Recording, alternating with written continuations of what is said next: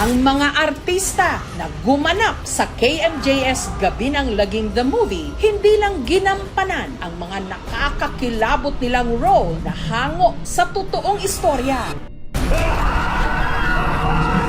Pati sila, may mga kakatuwang karanasan din sa totoong buhay. May ginambala ng isang haunted na manika. May pinaglaruan ng duwende. May parang hindi magising sa pagkabangungot. At meron ding nakakita ng multo. Ito ang nakakapanindig balahibo nilang mga karanasan.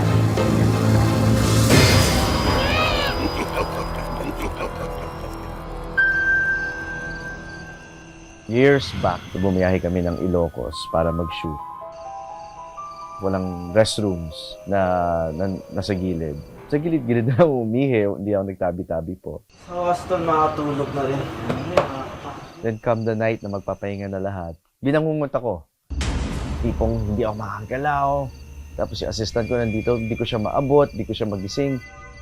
Tapos may naramdaman ako na bumukas ng pinto.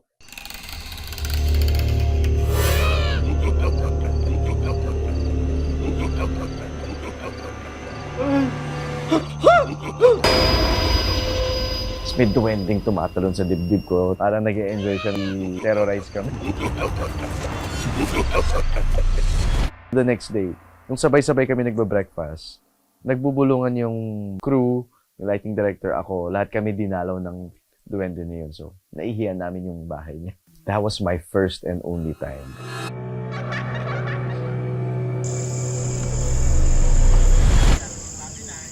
I wasn't taping nung Dear Uge.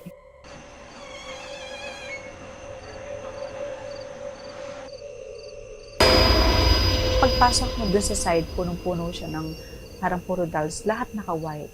Parang isa doon naka-itim. May bigat may something. May ma-feel ka, hindi mo ma-explain.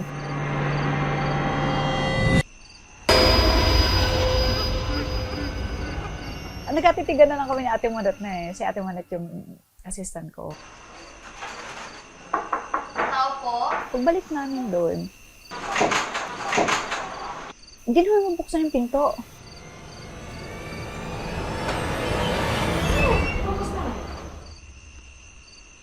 Nagkatingin na lang kami ni Ate Monat ng, bakit ganon? Tapos yun na, nag-connect na. Kaya isa sa mga siguro masasabi kong totoo yung mga dolls.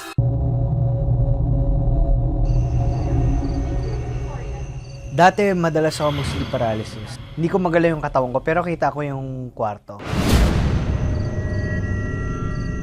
And then, biglang lumubog yung kama.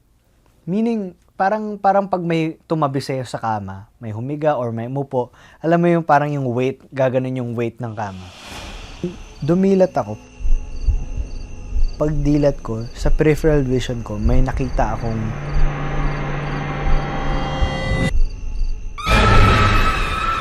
batang nakasilip sa akin. Dito ko na, hanggang dito, yung kita ko.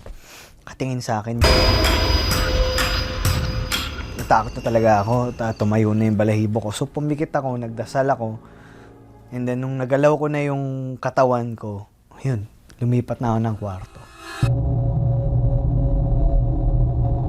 Napakita na sa akin ni Father Rex yung mga...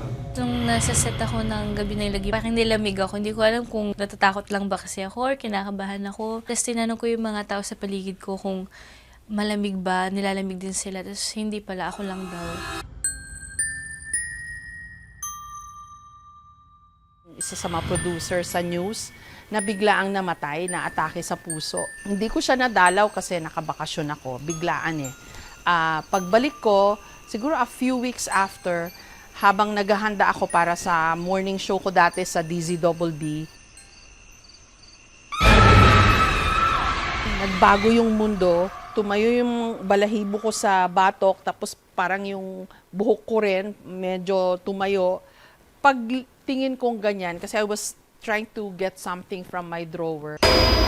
Hindi ko alam kung nakita ko siya physically, literally, pero bakit may naiwang imprint sa utak ko ng image niya na dumadaan sa cubicle ko. Naniniwala ako na meron talagang mga multo kasi nakakita na po ako at na-experience ko po. Yung mga kwentong tampok po ay talagang piling-pili, sanib, pochong at berbalang. I think ang rich din ng folklore and ng mga paniniwala natin tungkol sa mga multo kasi bahagi yan ng history natin eh. Expect nila na talagang maganda to. Pinaghandaan tsaka ginalingan talaga ng lahat. Lalo na yung mga, syempre, aesthetics, yung mga effects natin, nagle-level up na tayo. Dapat abangan ng mga tao ang pagiging truthful ng mga story na ito kasi nga true stories ito eh. And at the same time, makaka-relate sila. Mag-expect sila ng makabuluhang horror story. Kasi hindi lang to basta horror story na gusto naming manakot. Ba't ka nagsiman? Maharap ko to eh. Para kay Lola din. Sa episode namin na Pochong, it's about OFWs. Yung mga pinagdadaanan ng mga OFWs natin. Na yun palang horror na talaga yun. May mata ng pusa, may pakpak ng pamuti, lumalakas kapag kapilugan ng buwan. Pangalawa, ang berbalang ay abuse of power, politics na sobrang relatable sa panahon ngayon. Hindi tayo papatay. Nakampi natin ang Diyos. Sanib naman ay about siya sa relationship mo with God and mental health mo. Tawagin na ang buong pamilya at barkada at sabay-sabay nating harapin ang ating mga takot sa mga sinihan. KMJS Gabi ng Lagim the Movie ngayong November 26 na sa mga sinihan. Buong pagmamalaking inihahandog po ng GMA Pictures at ng GMA Public Affairs ang taunang inaabangang Halloween special ng Kapuso Mo, Jessica Soho, na ngayon isa ng ganap na pelikula. Mapapanood na simula November 26 sa mga sinihan.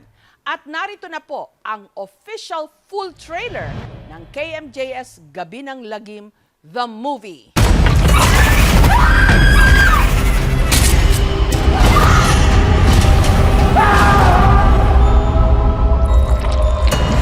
Alangga ko ikaw, Apo. Alangga ko man kaula. Ba't ka nagsiman? Maharap ko to eh. Para kay Lola din. Hindi ko na ho alam, hindi ko naiintindihan kung anong nangyari sa kanya. Baka siguro kayong gagawin namin ng lahat para sa kanya. Wala ka ba talaga nakita, Abner? Wala ka narinig? May gumagala na berbalang dito sa atin.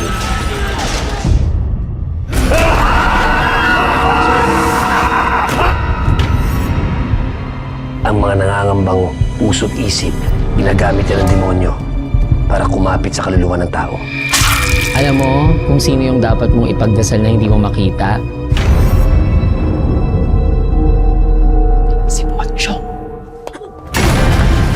Kumakain ng patay, may mata ng pusa, may pakpak ng pamuti, lumalakas kapag kapilugan ng buwan. Mag-iingat ka sa masusunod mo sasabihin.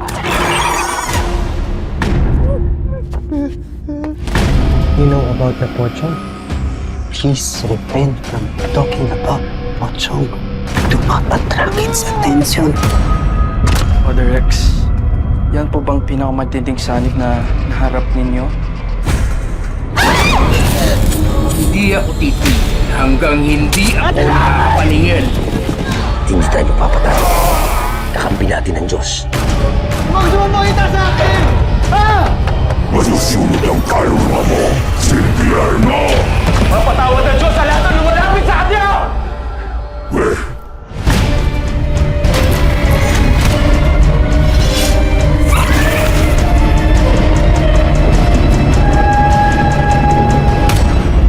Ito po si Jessica Soho at ito ang Gabi ng Lagim.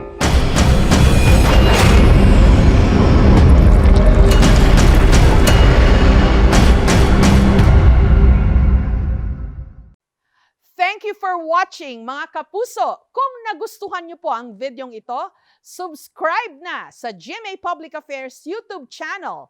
And don't forget to hit the bell button for our latest updates.